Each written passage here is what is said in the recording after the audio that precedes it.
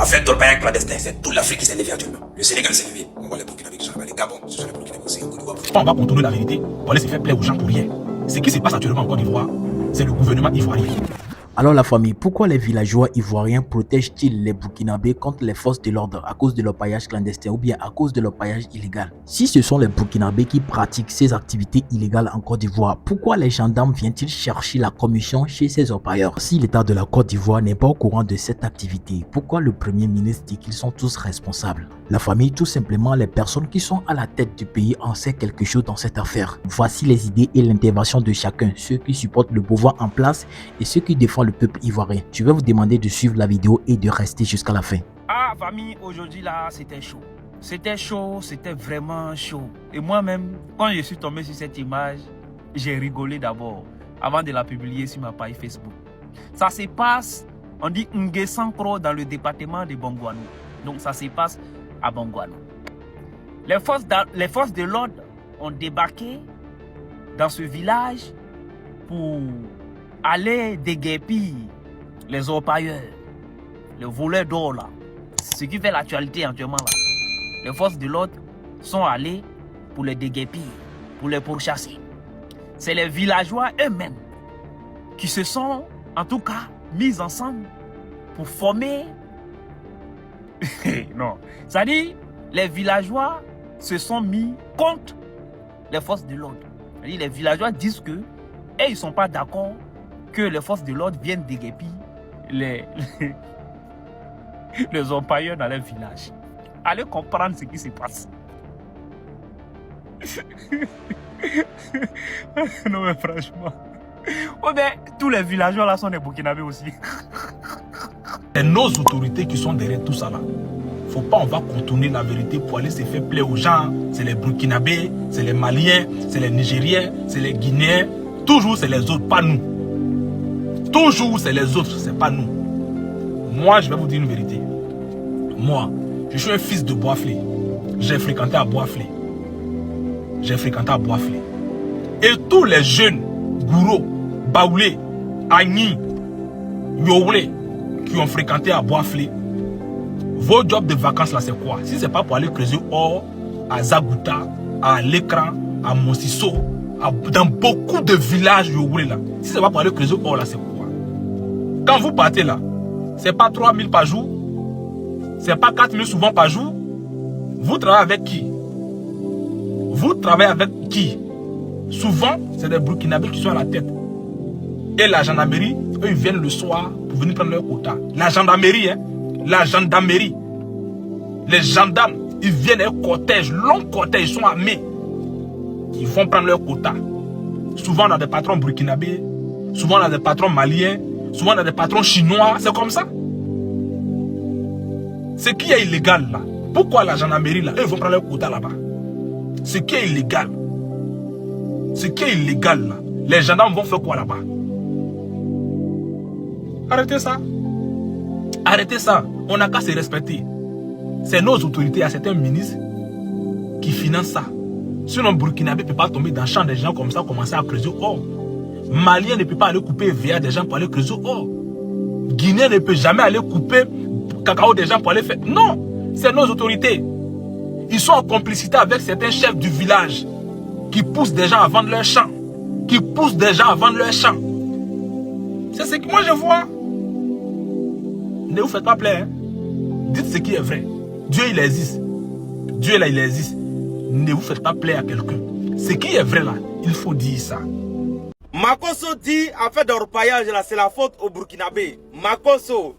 C'est-à-dire, tout tes trucs, il faut que tu mettes sur le Burkina, le Mali, le Niger. C'est-à-dire, tellement vous n'avez rien à dire. Tout ce qui est bon, c'est le gouvernement. Tout ce qui est vilain, c'est le Burkina, c'est le Niger, c'est le Mali. Ou bien, en global, c'est le président Laurent Gbagbo. C'est comme ça quoi. C'est-à-dire, pour vous en sortir, il faut que vous mettez toujours la faute sur les autres. C'est-à-dire, comment quelqu'un peut être aussi incohérent et bête? Vous dites que la Côte d'Ivoire est un pays sécurisé. Les gens, tout ce qui se passe en Côte d'Ivoire, on voit tout. On voit tout ce qui se passe en Côte d'Ivoire. C'est-à-dire, si les gens parlent mal du gouvernement, rapidement, on sait où sont ces personnes. Mais moi, j'aimerais savoir, comment est-ce que quand les gens parlent mal du gouvernement, ou bien lorsque les gens critiquent le gouvernement, on trouve ces personnes. ou bien d'après vous, s'il y a quelques attentats ou bien quelque chose, je ne sais pas, on trouve toutes ces personnes-là. Mais histoire d'orpaillage, là où tous nos eaux sont en train d'être pollués, c'est-à-dire pollués, où tous les eaux sont devenus café au lait baoulé. Dans ça, là, toi, tu as vu dans ce maintenant pour dire, c'est le Burkina qui fait ça. Ah, mon gars. Ah, mon gars. Tu n'as pas arrêté tes bêtises là. Tu n'as pas arrêté tes bêtises. Vous n'avez pas arrêté d'être des idiots, d'être des ignares, d'être des connards. Vous n'avez pas arrêté ça. Mais je ne peux pas comprendre comment se fait-il qu'un pays qui est aussi sécurisé que ça, son eau, c'est-à-dire l'eau complète de la Côte d'Ivoire, tous les fleuves sont devenus café au lait, baoulés. Comment c'est possible? Maintenant, les orpailleurs là, clandestins, d'après vous, qui sont clandestins là, moi, pour moi, c'est pas clandestin. D'après vous, sont les orpailleurs clandestins. Ceux qui sont orpailleurs clandestins là, il y a d'autres mecs qui sont sur TikTok qui font vidéo. PLCC ne les voit pas.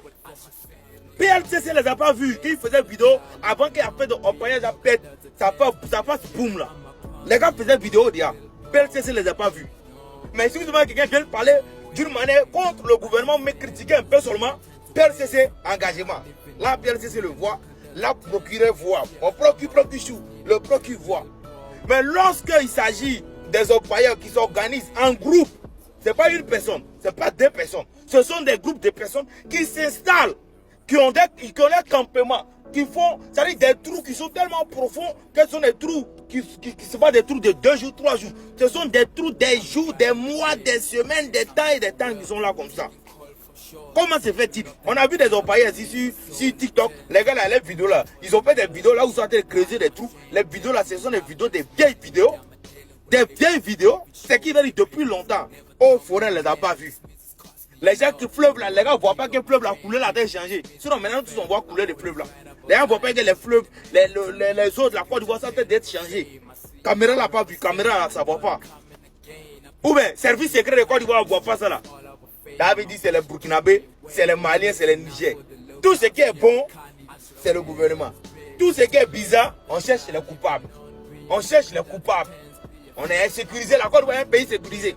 C'est-à-dire si les gens peuvent venir voler nos or, l'or c'est une grande richesse.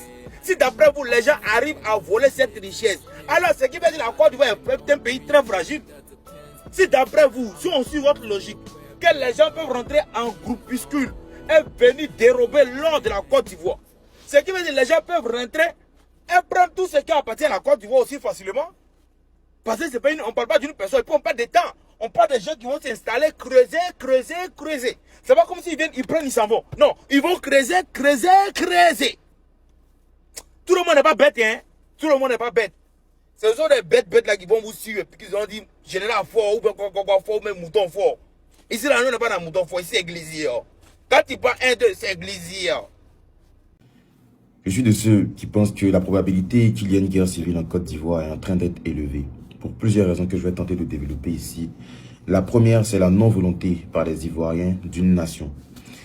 D'un point de vue historique, il est analytiquement prouvé que la plupart des grands États-nations se sont construits après d'énormes cataclysmes. Donc par cataclysme, on peut entendre catastrophes naturelles, guerre civile, révolution et j'en passe. La France, par exemple, il y a eu la Révolution française. Aux États-Unis, il y a eu beaucoup d'événements majeurs, notamment l'esclavage et j'en passe. Pour ce qui est de la Côte d'Ivoire, il est remarquable actuellement que dans le processus de construction d'un État-nation ou encore dans le processus de communalisation qui est engagé par le pouvoir en place, il est boycotté parce qu'on appelle des factions, donc un groupe de personnes qui n'est pas forcément aligné sur l'idéologie politique du pouvoir en place. Mais ce problème émane de quoi? Après 2011, je pense qu'il y a un certain nombre de personnes qui perçoivent la victoire d'un camp sur un autre. Par exemple, lorsque le président Alassane Ouattara s'installe en 2011, on a l'impression que c'est la victoire d'un camp, donc un camp ethnique et politique. Politique RDR ethnique nordiste. Donc la défaite d'un autre camp.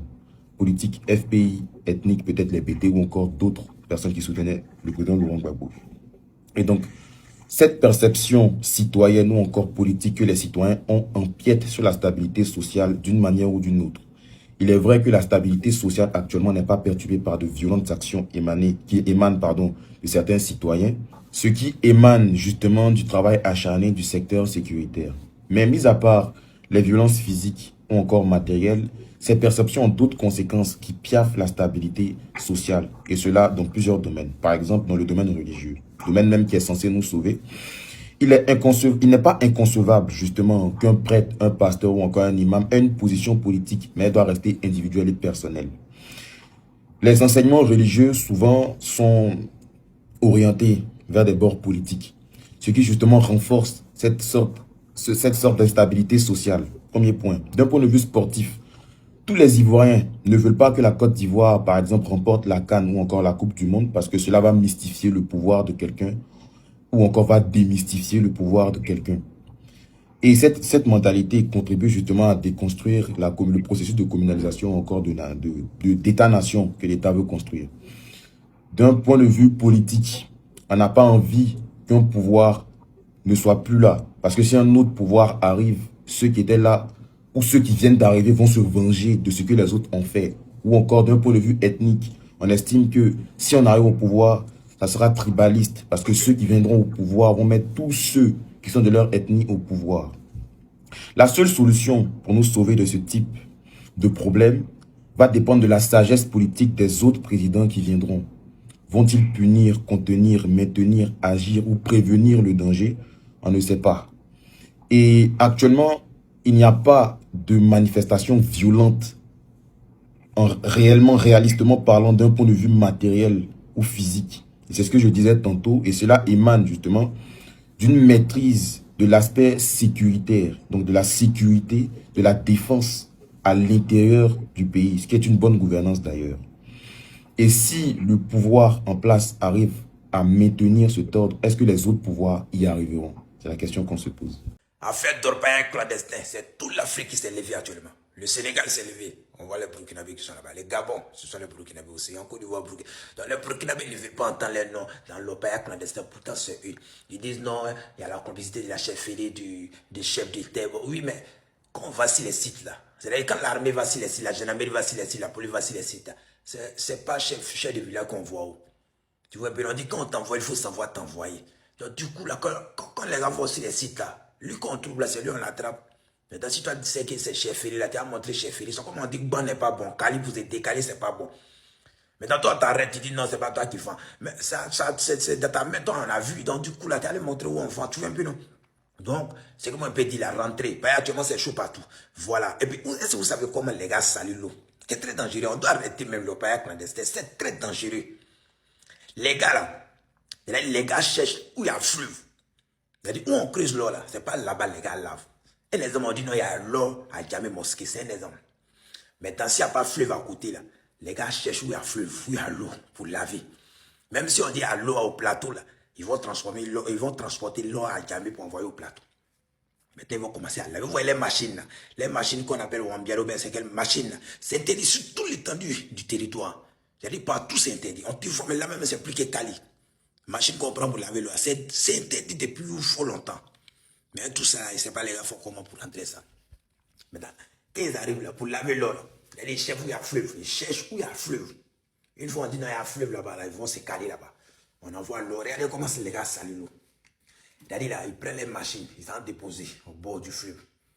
Ils prennent maintenant les petites moteurs, ils plongent dans l'eau comme piscine. Là. Ils plongent dans l'eau, les tuyaux, maintenant ils tirent l'eau vraie. Quand ils tirent l'eau vraie là, l'eau vraie maintenant vient dans la machine. En ce moment, il y a des cailloux, il y a des sables. Les gars lavent, c'est la machine écrase, c'est comme un moulin. Quand la machine écrase là, l'automatique prend l'eau propre qui fait là, lui il lave l'eau, il lave ça, il lave tout. Maintenant là, ça glisse, c'est-à-dire l'eau qui vient là, c'est comme on appelle la fontaine. Quand il y a la fontaine là, tu vois l'eau ça éjacule. Maintenant là, c'est le même eau qui descend en bas, c'est le même eau qui monte. Donc tu vois quand l'eau vraie vient là, arrivé dans la machine, ça lave ça. Et puis l'eau devient sale et ça se retourne dans le marigot, ben dans le fleuve. En se retournant maintenant là, il se retourne avec sable et la saleté, et mercure tout. Ce qui veut dire là. Et puis c'est 24 sur 24. C'est-à-dire la machine est calée 24 sur 24, 7 jours sur 7. Une machine peut faire 2 ans, 3 ans dans le même coin. Et puis c'est pas une machine. C'est tout le long du fleuve. On peut avoir au moins 50, 100, 200, 400, 1000 machines. Et puis c'est les Boussanga qui font ça. Moré ne font pas ça. Moré là, ils creusent l'eau 50 mètres pour aller dans les trous et ils enlèvent cailloux. Maintenant, c'est les Boussanga. Il y a une ethnie au Burkina qu'on appelle Boussanga. C'est eux qui lavent. C'est eux qui pilent. C'est eux qui polluent même. Maintenant, quand ils vont commencer à piler là, l'eau sale va dans le marigot, ça va dans le fleuve, non? Et puis encore, ça vient avec sable. De la manière ça salue l'eau là, automatiquement encore, ça remblait l'eau. Mais ça vient ça bon. Mais là, quand il trouve que non, l'endroit, l'eau est devenue très sale. Il voit que l'eau est devenue très sale dans cette zone. Il quitte avec la machine. Il va de l'autre endroit. C'est-à-dire, si le fleuve est long, quoi, au moins 50 km, il se déplace, il s'aille dans l'autre coin encore, où l'eau est propre. Il s'en salit là-bas encore. Et après encore, il s'aille dans l'autre coin. Si là-bas, il sale, c'est-à-dire, ils sont partout dans le pays. Partout, il y a fleuve. Là. Ils sont calés, cachés. 24 heures sur 24. 7 jours, 6, 7. Du 1er au 31. Ce sont les jeunes Mouzanga qui font ça. Quand ils viennent, on peut venir au moins 10 personnes sur une machine. Un fatigué, lui, dort. Deux fatigués, il dort. Il se réveille. Il dit, c'est un sale mouvement, quoi. C'est-à-dire, ils quittent là-bas, ils viennent salir pour lui l'eau. Ils prennent les agents, puis c'est ça. C'est pas bon, même. Même au Burkina, même, c'est interdit. Créer l'eau est interdit au Burkina. Oui. Mais les gars cachent. Il y a déjà là, c'est les travailleurs. La façon dont on dit, il y a insulté, il y a policier. Et là, c'est les travail. C'est-à-dire, papa a fait au paillage, maman a fait. Petit-fils fait, c'est-à-dire c'est leur domaine.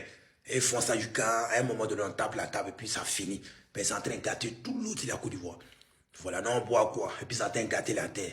Voilà, force à tout le monde. Je salue Mme Malika Mourad Kondé, DG Côte d'Ivoire Tourisme. Pour tous ceux qui veulent un bon restaurant, pour Daba, restaurant. Il faut aller voir, Platinum Louange, c'est la magie à Benjefil. Voilà, tu es fait vider de ta voiture. Pour les paillettes, les bons huiles, les vraies huiles, huile sachet là. Il faut prendre, c'est la qualité. Tu vas vider de ta moteur, ton moteur, huile sachet, c'est bon. La famille, j'espère que vous avez suivi la vidéo et j'espère aussi que vous avez écouté l'intervention de chacun. Maintenant, qui dit la vérité dans cette affaire de l'orpaillage clandestin ou bien l'orpaillage illégal? Doit-on faire confiance au pouvoir en place ou bien aux autorités ivoiriennes? En tout cas, laissez vos avis dans le commentaire car nous sommes arrivés à la fin de cette vidéo. Et si vous avez aimé la vidéo, n'oubliez pas de liker, de commenter, de partager, de s'abonner et activer la cloche de notification. On est ensemble.